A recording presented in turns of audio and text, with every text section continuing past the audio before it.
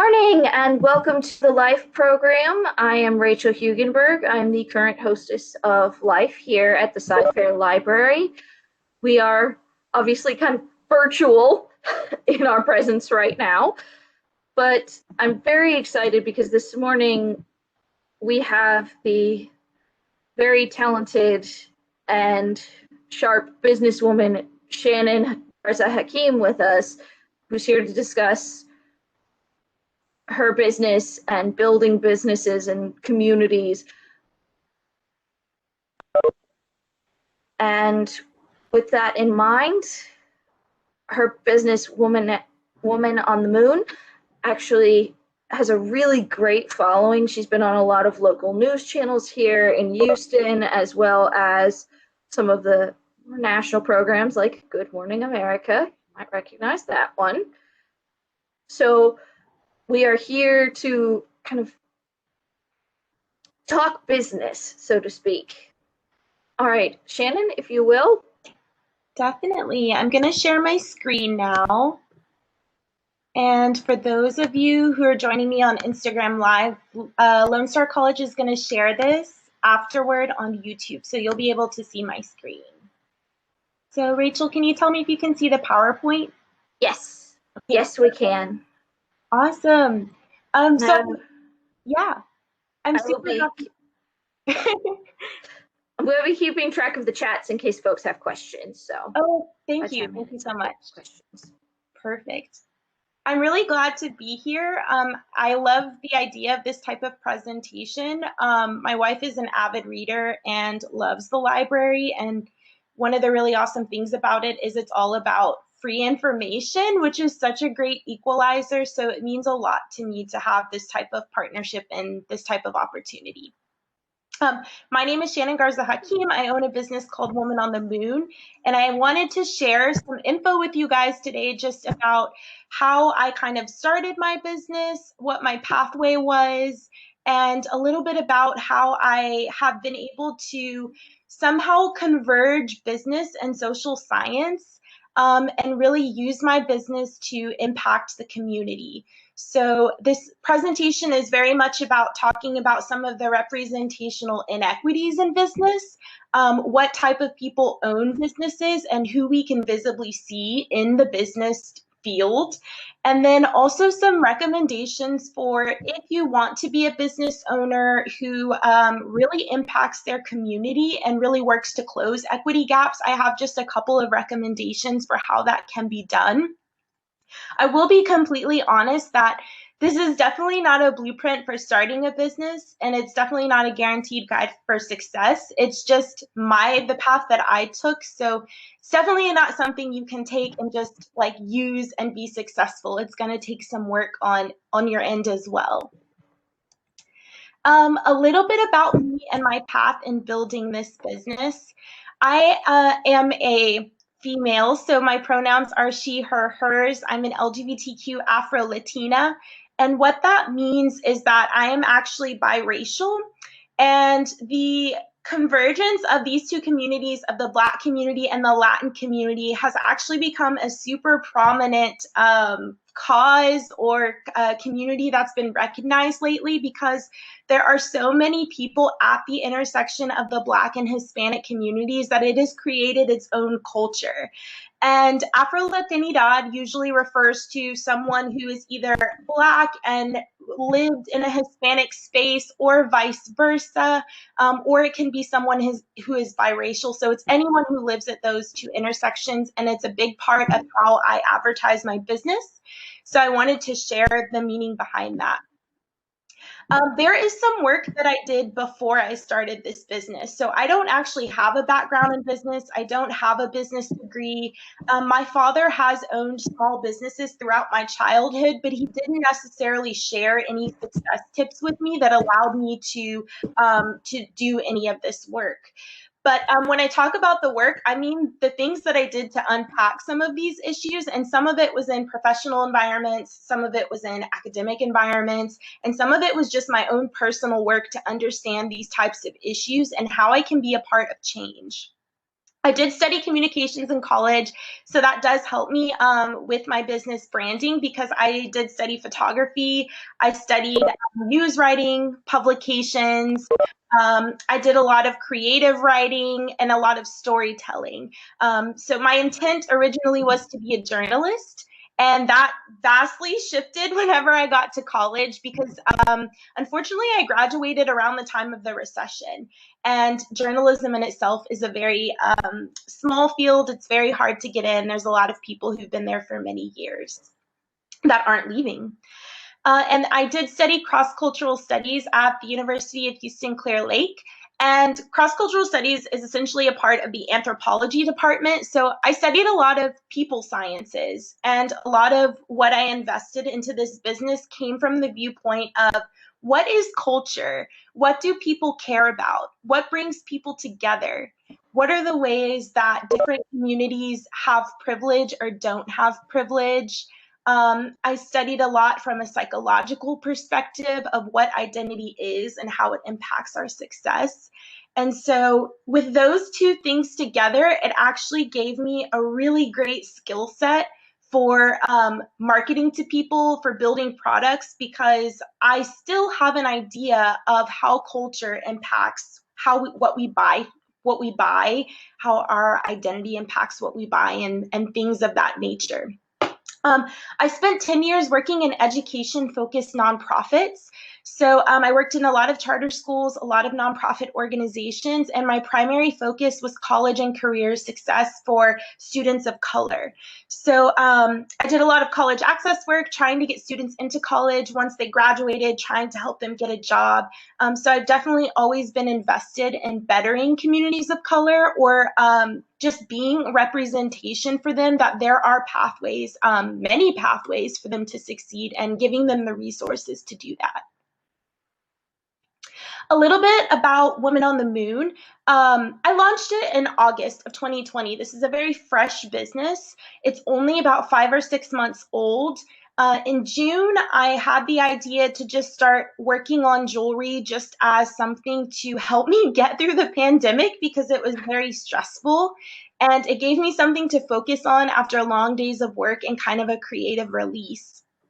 I did own a business a few years ago, and I say with air quotes because it was very short-lived. I had an Etsy for a little bit, but I definitely didn't have the time working in education to invest in it the way that I wanted to.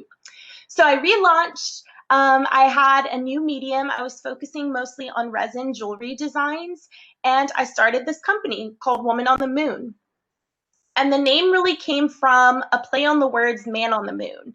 I wanted to have like a really female focused business. And when we think of the phrase man on the moon, we think of men usually enter spaces first. Men usually have accomplishments before women ever get the chance to enter spaces. So I said, no, it's going to be a woman on the moon. It's also a reference to where I grew up. I grew up in Houston, Texas. And Houston is really strongly affiliated with NASA and space, and has the nickname Space City. So it is a reference to where I grew up. And it's also a reference to the mediums that I use, because I use a lot of natural crystals. So I think of like moon rocks, I think of stones, I think of the foil that I put in my jewelry. It has a very an aesthetic that reminds me of space or a galaxy at times. And then last, the reason that Woman on the Moon has an X in it is because it's using the inclusive spelling of woman. So it's a natural reference to trans women. My branding is inclusive of trans women, and it can also be a reference to just being inclusive of all women in general. So regardless of race, religious affiliation, any sort of marginalization, I am talking to all women. This is a safe space. So that's how this company was born. It was really born in the spirit of creating equity. Some of the successes that I've had so far, given the context that it's only been 5 or 6 months, last year I sold over 800 pieces of jewelry. This past month, I've passed the 1,000 unit mark. And I also have done over 40 pop-up shops around Houston, Texas. And through my work, I've been able to give back and donate to charities. So I've been very proud to donate to 5 charities so far. I'm about to donate to my 6th charity this week, and it's totaled over $1,000. I have been lucky enough to snag some press pieces, and I can share more about how I got those later. It was really mostly by accident. But I was on Good Morning America for a Hispanic Heritage Month segment, and three businesses were featured, all Latina-owned businesses. And I had the chance to compete for funding for my business. And then I was also featured in a pandemic piece on Houston Chronicle for people who started a business in the middle of the pandemic. In the past 5 months, I've been able to get 2,400 followers. And the reason that that's so important for this discussion we're having is because that was completely organic. I dabbled a little bit with advertisements, but I will tell you that the advertisements did not bring in followers for me. All of my followers have been through organic interactions, meeting people in person, tapping people on social media and talking to them and getting them to be interested in my business. And finally, I have had 2 retail partnerships. I currently have my pieces at a place called Kismet Boutique in East End. And I also sell my pieces on blackmarket.com. And I can tell you more about those spaces later.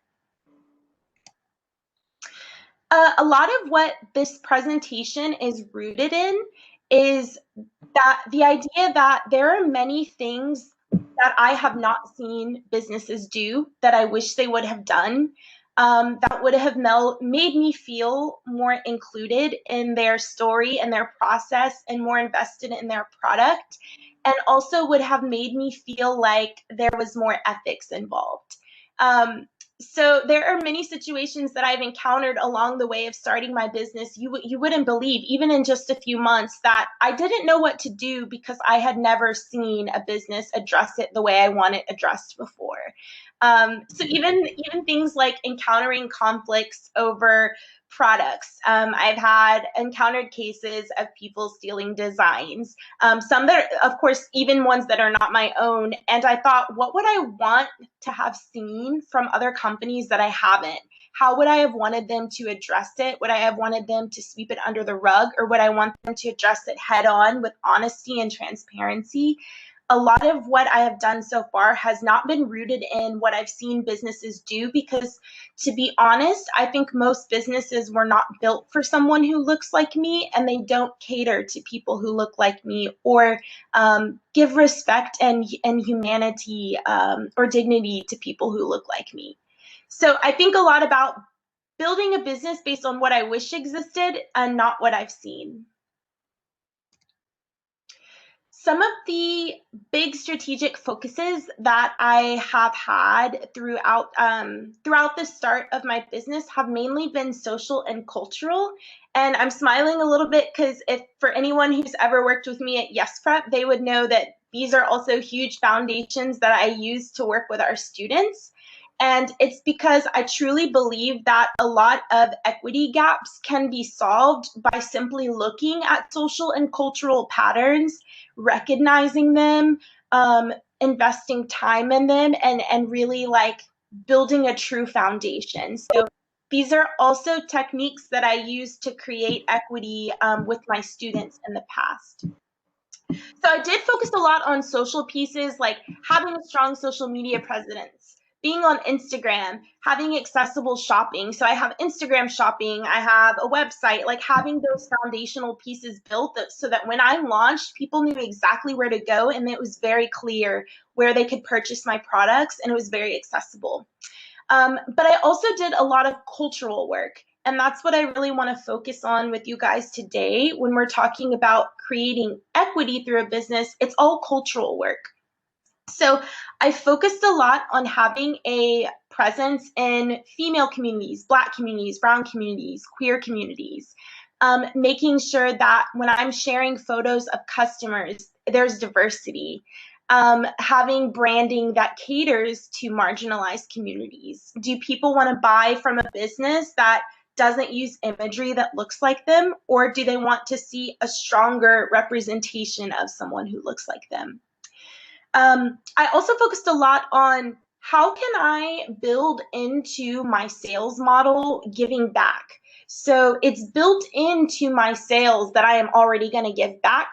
I have already prepared to make payments at the end of the month and have strategized around how I can ensure that I'm making a promise I can keep because I'm still very small. And then also participation in the idea of cooperative economics. And I'll share more about what that means in just a minute. But it's a structure that's been used by communities of color for a very long time, particularly the Black community. Cooperative economics has been a stronghold of what has helped Black people succeed. They support one another. Before I move forward, I just want to kind of address the question of like, why would I even add a cultural focus to sales? Because there are many corporate spaces that I could probably enter where they would say it doesn't matter. The product is what matters. Why do you need to interweave culture with sales? It's either the product is good or it's not. Either people want to buy the product or they don't. And I disagree. I think that representation is a huge part of sales. I think that I have literally seen it play out when I'm out and about trying to sell to people, and who takes to me, who hears my story, who's invested in my story. I think that who I am impacts what I want to buy. My experiences impact what I want to buy, and they impact what I don't want to buy. And I think that the way that you build a strong community of supporters and make sales is by having them connect to your brand and feel like they're a part of a community. And some of the companies that I have just been crazy about over the past couple of years have been companies that made me feel like I was part of something. They're usually smaller. They're usually focused on making me feel seen, and I'm invested. I'm a customer for life. And then I think a lot about ethics and how when you consider the community, it is assumed that you're also going to have stronger business ethics. Because the reality is, when we think of a lot of wealthy business owners, they are not considering ethics, they are considering profits. And so I think the era that we live in, with the political context that we are in currently, it is strongly rooted in building a nation that is more strengthened in their ethics and their recognition of specific communities. And so I think when you start to think this way, like, how can I be a business that really betters my community and doesn't hurt it? It automatically makes your business a business that has better ethics. Before I even move forward and talk about some of the strategies that I use, I want to kind of give some examples of why I would even build a business this way, and kind of provide the straightforward data to tell you why this is needed, why we need representation, why we need to cater to communities of color, and why we need to integrate businesses with communities of color so that they feel as though they are getting something out of my business aside from the product. As Rachel said, it's a fun product. We already know I'm selling resin jewelry. It's fun, it's pretty, it's a great price. That's a given. In order to have a good business, what else am I doing? The reality of the business landscape is that minority populations are not represented. They are represented at a far lower proportion than their white counterparts. So there are less Black business owners. There are less Hispanic business owners. Depending on the landscape, there are less Asian owners, and there are definitely less Native American and Pacific Islander owners of businesses. To give a little comparison and put things into context, 50%, this is as of 2016, 51% of our nation is women, but only 33% of businesses are owned by women. And when we look at our minority populations, this is all minorities combined, so Hispanic, non-white Hispanics, Black, Asian, all of those communities combined make up 20% of businesses, but they are actually 40% of our nation. So there's definitely a disparity when it comes to both women and minorities in considering business ownership. Women also own a smaller portion of businesses with employees. And there is, when you look at business data, a difference between a business that does and doesn't have employees. And I think that there's kind of this assumption, like if you have employees, you're bigger, you have more profits, you have more manpower. So a lot of times data will be divided out by someone like me. I'm currently the only person who works at my business. I'm a sole proprietorship. Sorry, let me get our Instagram Live people back in. So I'm a sole proprietorship. I am the only one in my business currently. I don't have any employees, but that's very different from a larger business than me that operates with employees. 19% of these businesses are owned by women. Black women also own a smaller portion of Black businesses with employees. So only 36% of those businesses in the Black community, so looking only at the Black community, are owned by women. So when you get to the intersection of women and race, you're really decreasing the amount of women that own businesses. This is a bit older slice of data, but what it does show is that we know that the reason that there's less ownership from women and minorities, but specifically looking at this minorities, because they have less capital to start businesses. And I was recently on a website I was applying for a grant specifically for Black women. And it was wild because they were giving all these stats on how much money Black women have to start businesses, and then they showed the amount of capital that white men have to start businesses, and the disparity was wild. It was mind-blowing. And even when I think of my own business, I started my business with maybe $400.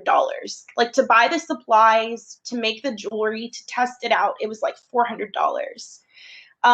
But over the period of last year, I'm very comfortable with being transparent that I spent about $13,000. Not all of that came out of my own pocket. Some of it came from profits. Some of it came from grants. But $13,000 is a lot of money to run a small business. So you can imagine if I wanted to grow bigger, how much money I would need. And so there's such a disparity in how much money people who look like me have to start a business.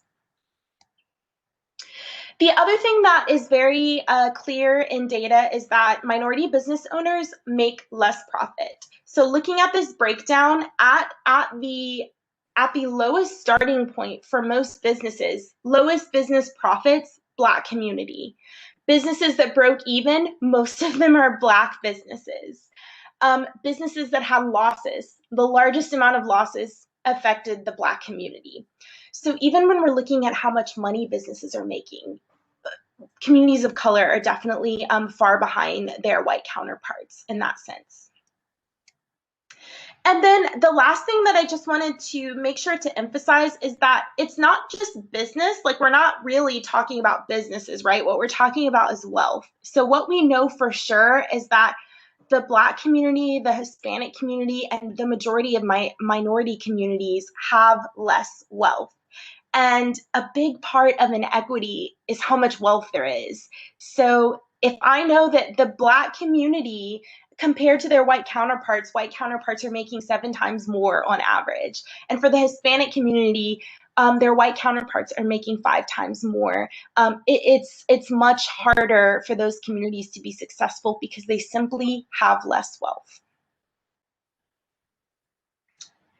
So this is the part that most business owners would probably be more invested in. I do have a list, an agenda, if you will, for what I use to actually focus on change. Like, I have very specific things that in everything I do, I want to make sure I hit these bullet points. And they are the driving factors behind how I'm creating change in my community. And I try to adhere to that agenda as much as possible to keep me focused. This idea of committed to change is literally branded throughout my website. It's one of the first things you see on the landing page. One of the first things that addresses is exactly how I'm committed to change that month. Who am I supporting? And I try to make that messaging very clear. So when I'm talking about creating change or committing to equity, what I'm talking about is the idea that in order to do that, I'm going to have to highlight communities of color more. And this is a very tense topic right now because it can make other communities feel secluded that I'm highlighting Black people more, that I'm highlighting Hispanics more. But what I'm doing with that mindset is I'm not trying to create equality, which is what you see on the left-hand side of this image. I'm not trying to give everybody the same amount of attention. I'm actually trying to give specific groups more attention because they have less attention on average. They have less resources. So I am trying to give them more attention than other groups because it's the only way to finally reach equality. So I want to root what I'm about to say on the next few slides in that concept because it's going to seem like I'm giving one group a lot of attention or another group a lot of attention, and it's because they need it in order to get them to the same space. Like looking at all that data we just saw, they need more attention in order to catch up. So the commitments that I make on a regular basis are participating in cooperative economics, which I'll break down in a minute. I'm supporting nonprofit organizations that are bettering female communities, specifically women of color and LGBTQ women.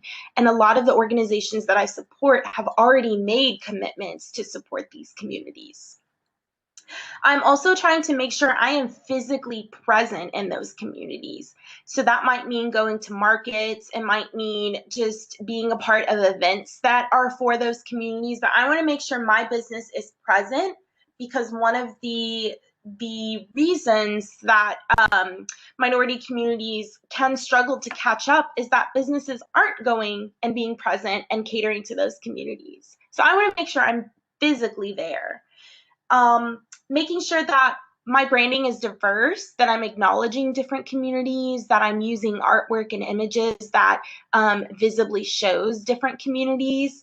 And then last, I'm using the idea of storytelling to really invest communities in my branding and in my product. So in talking about cooperative economics, we first have to visit a concept that has been in the African communities, specifically Africans, not just African Americans, for a very long time. And it's the concept of Ubuntu. And it's the idea that I am because you are. And there's a really good book that I can recommend. This is a library presentation, and it's called Everyday Ubuntu. And it's actually written by Desmond Tutu's granddaughter. And it's a concept that was a huge part of the reconciliation of South Africa. And it's a concept that really brought that country together. So a lot of what I'm about to say rooted in this concept and what I read in this book, but there are many other books that you can read. This is just one I happened to pick up while I was in South Africa. So the spirit of Ubuntu is that I am because you are. We only become a person through other persons. It's the idea of community. It's the idea that we need each other to be more successful, and together we are stronger. And this is counterintuitive to most businesses in the US because they are often rooted on individualism, pulling yourself up by your bootstraps. Really, like, you can work yourself out of this situation. You don't need help. You don't need to ask for help. And that is the exact opposite of what Black communities and African communities have been doing for centuries. It's always been rooted in us together as a collective. A cooperative economics philosophy shows up in a lot of spaces that you might not have noticed before because we don't really highlight them very often in the US. But the cooperative economics philosophy is basically rooted in, we're going to build businesses together. We're going to make money together, and we're going to help each other reach our goals. So there's power in the collective. There's power in us doing these things together. One space that you might have seen it is recently Kwanzaa was happening in December. So it's actually, I grew up not really knowing what Kwanzaa was. I thought I was excluded from this narrative, but Kwanzaa actually started out of the need to bring the Black community together, not just in America, but across all African countries, and to really bring African Americans and Africans together and realize that we're part of one community. And one of the values in Kwanzaa, and hopefully I listened several times to try to make sure I was pronouncing it correctly, but it's Ujamaa. So Ujamaa is the idea that we are maintaining our stores, our shops, our businesses together because we want to profit from them together. And it's one of the 7 values in Kwanzaa that people actually sit and reflect on every year. So there are I wouldn't say meditations, that's not how I describe it, but there are different traditions that people use to sit and reflect on these values and think of how they are doing this in the Black community.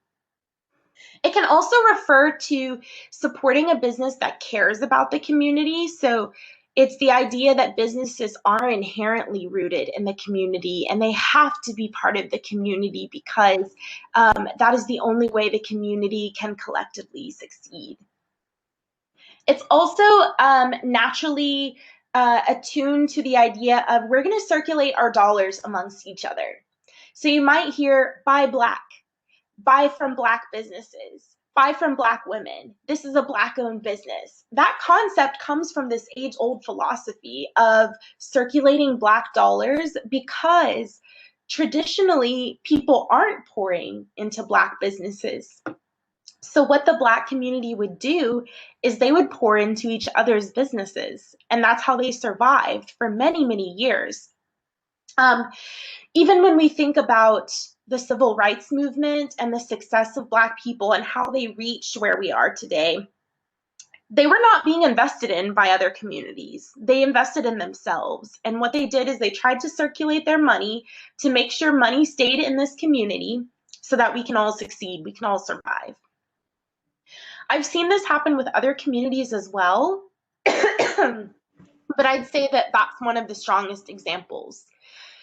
Now, that narrative doesn't exclude other communities, right? The idea is not to say, if you are not Black, you should not buy Black. That's not the idea. The idea is that you should absolutely buy Black. We should all buy Black, in fact, to make sure that Black businesses succeed. So the idea of this cooperative economics is that we are mutually benefiting, we are uplifting one another, we are helping each other to survive, and we are bettering our businesses together. So I can give a few examples in just a minute of what that looks like, because I've seen it in the Black community here in Houston, but I've seen it also in many other spaces, not just the Black community, in the queer community. I've seen this happen many times over, and it's a really beautiful thing to watch. Another philosophy behind this idea is that I'm giving back. So I am a part of a Black Market, which is a Black-owned market space in Houston. And I participate in their physical markets, of course, that's part of it. I sell my products on their website, but that's not all that Black Market is. Black Market's also a space for business owners to be a family and share ideas, and it's one of the most welcoming business spaces that I've been a part of. And when I go to Black Market, I don't just get the opportunity to sell, and they don't just get my fee for being there. I'm talking to other business owners. I can ask questions. They're so willing to help.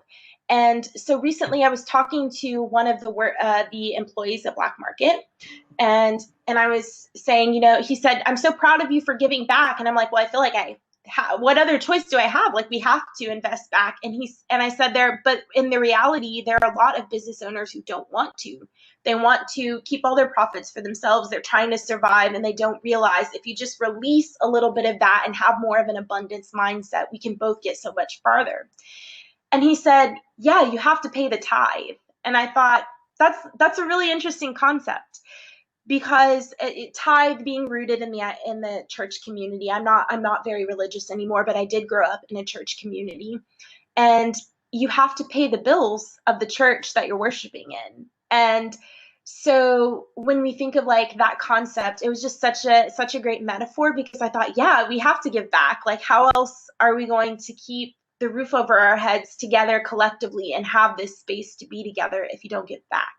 So I thought that was a really great example of like, I had this meeting. It wasn't about him helping me with anything, but I always get something out of our meetings together. So how do I give back? How do I pay my tithe? A lot of my cooperative economics comes from supporting nonprofit organizations. And I specifically want to support organizations that are helping the communities that I'm a part of already. So in order to reduce the amount of double work, I don't have any formal partnerships. And I was talking to one of my friends recently, and she said, oh yeah, like I'm trying to message this organization, but they're not getting back. And I'm like, oh no, these are not formal partnerships. I am literally saying, out for education, I'm going to send you some money at the end of the month. I seriously doubt they're going to tell me, no, don't send me any money. If they're smaller, it's a very important part of my structure that eventually, like, hey, can we get on an Instagram live together? Can I share information about the work that you do? Those things are all very important to me. But right now, as a single business owner, I don't have the manpower or the notoriety or really any sort of footing to have a formal partnership with some of these spaces. Some of these organizations are huge. So all of my partnerships are informal. I will tag them. I will let you know, hey, I might donate to you. All of my followers get to vote each month on which organization I sponsor, and it's part of a program that I call New Moon Gifts. And it's not formal. It's like I'm deciding based on what my followers said. They're interested in these organizations, and they're going to get to pick where the money goes at the end of the month. And so these partnerships are super informal and don't need to be anything fancy. The other great thing about that is that I get a bunch of pre-packaged information from these organizations. Sorry, I'm going to X out just a minute just to check my time. All right, perfect. So I get pre-packaged information from these organizations, and they have already created graphics about their cause. They have already told their story on their social media. And one of the great things about this informal partnership is I can literally just share what they already have. And if I'm connected, which I try to make sure that I am connected to every cause that I promote, I can also share my own connection to those causes, but I don't need to be an expert to do that because I'm already gay, I'm already Black, I'm already brown, so I'm already a woman. I don't need to have any special expertise to be able to work with these organizations because my experience is my expertise. Now, what that doesn't mean is it doesn't mean I create my own narrative for these organizations. That's not what that means. It means that I'm using the story that they have told about themselves, and I want to bring that to the table because I recently read a post from a farm called Ivy Leaf. I think they were actually sharing from another Black-owned farm, but they were like, hey, you need to like pre-approved captions. Don't tell a Black story that hasn't been pre-approved. Don't rewrite my story. Like, I will tell the story. And so it doesn't mean I'm rewriting those stories. Like I said, I'm a part of these communities. But if you are not a part of those communities, I would consider, what does that look like for you? And then contributions that are super easy to understand, like it's $1 from every sale. That's super easy to remember. Every time a customer buys a product, they know $1 went in. If they buy 5 pairs of earrings, they just donated $5. It's very easy to understand what their contribution is. And the beauty of this type of relationship is that we get to assign our own power to whatever organizations we think deserve that power. I don't know if you guys have been following the GameStop drama phenomenon, whatever you want to call it, GameStop had this whole situation where people basically decided GameStop was worth money, and they put a lot of money in, and they ended up totally ousting some of these fancy hedge funders recently. And I like to think of this charity work as that. If all of us decide that Project Row Houses deserves a bunch of money this month, if 10 businesses decide they're all going to give a portion of their funds to Project Row Houses, are we not creating our own power in our community and deciding who deserves that type of financial support? And there's a lot of beauty in saying, like, I'm putting the power of the collective in our hands, and we get to decide what matters. And I think that that's really great. The other thing is that it's a mutually beneficial relationship. So what I've seen happen often is if I choose a small nonprofit, Out for Education is a great example. They're smaller than some of the other organizations I've worked with. They get really involved. They share my posts. Their followers start to follow me. They want to know about my business because I'm donating and it's to a cause that they care about. So they get money at the end of the month, but I also get access to their followers, and I get new customers because they're like, I want to know about this girl. Who is it? What is this business? And then they see my jewelry and they want to support. So these are mutually beneficial relationships, and that's part of what cooperative economics means. We're both getting something out of it. We're building something together. I also so like in building in the sales model, the $1, it's something that I've seen start to pop up more and more because it's a small commitment. I know I'm small. I know I'm not going to make $1 million this month, but what I can donate is a couple $100. So if I say $1 for every sale, I know that's reasonable because I know it's based on money I'm getting. It's guaranteed because I've already got the money. So thinking about small businesses, I think sometimes it's unreasonable to say we're going to make these grand gestures. Like, let's just build it into our model based on, like, if you support me, it's guaranteed I'm going to support someone else. And that's a really beautiful ecosystem happening there. It's not a promise I can't keep. These are some of the organizations that I've donated to so far. And a lot of times they are rooted in whatever holidays or remembrance days are happening at the time. So on the month of Trans Remembrance Day, I made sure to donate to a trans-based charity. For Black History Month this month, I'm donating to Project Row Houses because it's a very specific Black cause in Houston, and it's invested in preserving Black history in Houston. So I'm thinking about the cultural landscape. What's the context? I'm reading the room, and I'm asking my followers, what do you think matters? And that's a big part of building a community. I also try to maintain a physical presence in minority communities, and that's because they often don't get a lot of businesses in their communities, especially when I'm thinking of Houston and the distribution of businesses. I live in East End Houston, which is a primarily Hispanic neighborhood. There are many businesses who do not set foot here. It's a very low-income community. And so I try to make sure I'm going to low-income communities, even if I am not going to sell anything. I'm present, I'm representation, I'm part of the community, and often that will draw people to that community. So I will go to spaces like Freedmanstown is a space I recently went to. I went to Ivy Leaf Farms, which is a Black-owned farmers market. I'm at Black Market, which is a Black-owned business market. Afro Soca Love, I'm going to be at next weekend. I'm present not only to be a part of these communities, but because of where they are. Black Market is very close to Third Ward, or in Third Ward. I'm not sure technically where it falls, Midtown or Third Ward, but it's in Third Ward or nearby. And therefore, I am bringing people to Third Ward, even if the people in Third Ward aren't necessarily purchasing. Some of them are, by the way. I'm not denying that.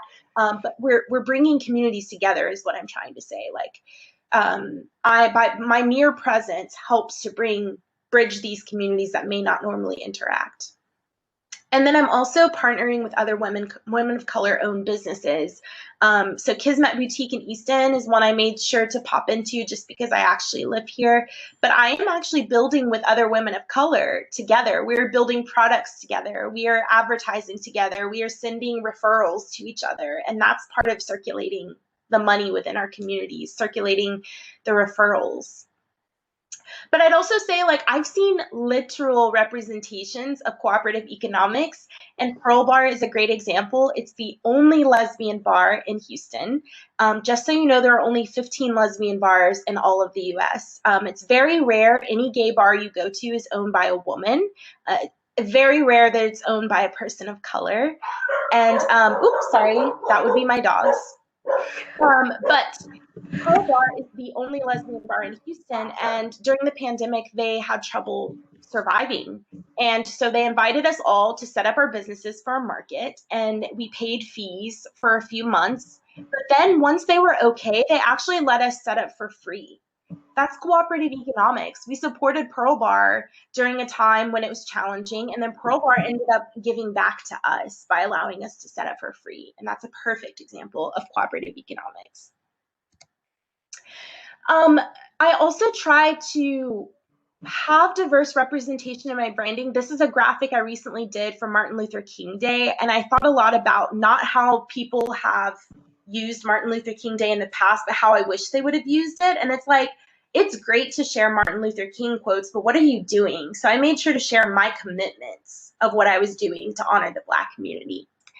I also try to share information about Kwanzaa. I did Martin Luther King Day, did Trans Remembrance, tried to share information then. So I try to keep up with holidays and what's relevant in communities of color to make sure that I'm sharing information. I share artwork from artists of color because people want to see themselves in art. They want to see Black women in art. They want to see Latinas in art. They want to see Spanish words in art. They want to be seen. I use diverse influencers, so I try to find Latinas, Black women. I share photos from a diverse amount of customers, and I'm sharing their narratives. I'm telling their story. I'm a part of these communities, right? So that's what makes the difference. I'm telling the story as a person who's part of these communities. But even if you aren't a part of these communities, there's literally like visible representation that you can be sharing, even if you aren't telling the story. And then, of course, like I said, Woman on the Moon is a trans inclusive reference. And so it naturally draws the queer community to me because when they see the X, they know what that means in some cases. Can you guys still see my screen? We can still see your screen, but we are not seeing your presentation. We are seeing your very lovely mandala here. Oh no, okay, hold on. Let me try to get you guys back in. Oh, there we go. How about now? Yes, we're okay, good. Perfect. Sorry, just wanted to make sure I'm ending on time. Okay, so let's get Java out of here. We don't need that. So this is a huge part of showing that there's such power in being able to tell my story. There's power in being able to use my identity and my branding, which leads me to like one of the final things that I would share. There's power in stating who I am. So when I started this presentation, my name is Shannen Garza Hakim. I am an LGBTQ woman. I'm an Afro-Latina. My pronouns are she, her, hers. There's power in telling that story and repeating that over and over again for my audience. The last thing I would say is that I use a lot of storytelling to create investment. And that story is just my story. I don't have to do anything. I don't have to recreate anything because my story is already interesting. I'm a woman of color who started a business in the middle of a pandemic. I'm a woman of color who worked in education, who transitioned out because I wasn't promoted in that field, because I didn't feel seen, because there were many times that I felt I was doing very well and was told that it was not enough. That is a powerful story. It's a story of liberation. It's a story of me getting to create my own next steps, and that's incredibly powerful. So storytelling has always been a huge part of the history of communities of color. And it's about entertaining, but also educating. It's about affirming what we represent, and that creates investment in your brand. So I think a lot about what my values are. Are they clear? What do I want people to walk away with? am I telling the same story every time or does it change? I try to tell the same story with every customer that comes by. Hey, this is my business. All my jewelry is handmade. It started in the middle of a pandemic. I'm really invested in causes for queer women, communities of color, and so on. I tell that story every time someone comes up to my tent. And I have several versions of that story in various links, depending on the amount of time that I have to share. So that's a huge part of creating investment is having that story down and feeling like I know myself enough, and that's what my business is rooted in. So I'll pause. I know I was talking very fast, but are there any questions or is there anything that I can share?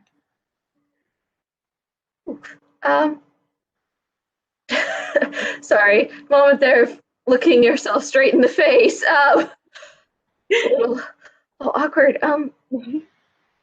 With your business and supporting organizations, and you said there was a long tradition of this, and the idea of paying the tithe, what might you want to have happen, or what might you do to encourage other businesses to do similarly? I think that it starts with your goals, right? Like, is it written into your goals to impact the community, a certain community, and how? Because if it's not written into your goals, then it's going to be more difficult to make time for it. So I think like the first step is like, do I want to help a specific community, or do I want to be more representation for a specific community, and am I writing that into my weekly plan? Like, it is a part of my weekly plan to share art from people of color. I follow all these artists already. It's a part of my weekly plan to track my sales to see how much I need to give back in donations.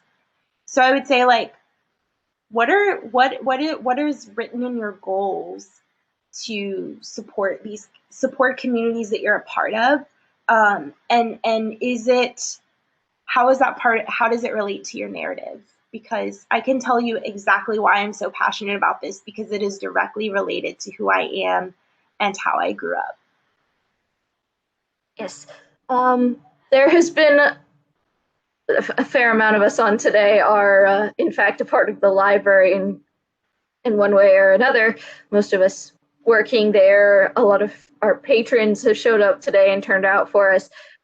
So we definitely got some oh yes on the library love at the beginning, because, you know, obviously we love when people are using our services and coming to our programs and getting to enjoy it. But Dane has said, thank you. This is really interesting and insightful. I love your business model, and I will definitely be doing some shopping soon. I will say it's a very user-friendly website, and your things are very lovely. So I also may be doing some shopping soon. I know that we are all kind of pandemic shopping a little bit since we are at home, but there's no reason not to, just dress up for yourself and have something pretty. Yeah, especially for women who are working from home. For the first part of the pandemic, I was wearing earrings to tell myself when to stop working. It's actually something a friend of ours, my wife and I, told us to do. She said, I'm putting my earrings on when I'm going to work, and I'm taking them off when I'm not working anymore. So it can be, it's a piece of jewelry, but it can mean something to you. Yes. Shaheen is saying she enjoyed the presentation and your beautiful jewelry. Do we have further comments or questions for Shannen? I know I've really enjoyed it. I feel like I've learned a lot. Shaheen is also asking, have you heard of Hope Farms? I haven't, but if I'd love to support and find out about them, so I can definitely look them up.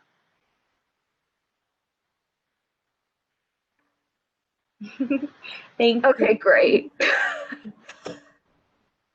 I know there's a lot of different causes out there that folks want to get back to, and to Yes. create, especially with buying local being a really big thing in Houston right now. It's a really big thing in Houston all the time, but Oh, yeah.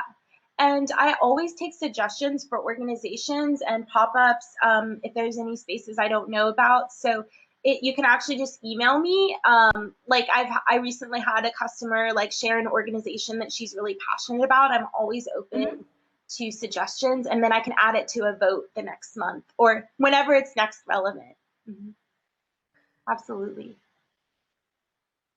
again, thank you so much for coming out and for spending your time and for sharing your story with us. It's been really great to learn from you and to get to enjoy the beautiful craftsmanship that's present in your business and in crafting your business, quite literally, how you've built it. Next week, we are having in Dr. Nina, who is a health, hair, and weight loss expert. She is coming to talk to us about the history of Black hair and trends and how that has impacted the history of the US as well, because that's been a very big part of fashion. I think is a very big influencer and it's a very big part of our history. So I'm looking forward to getting to meet Dr. Nina and getting some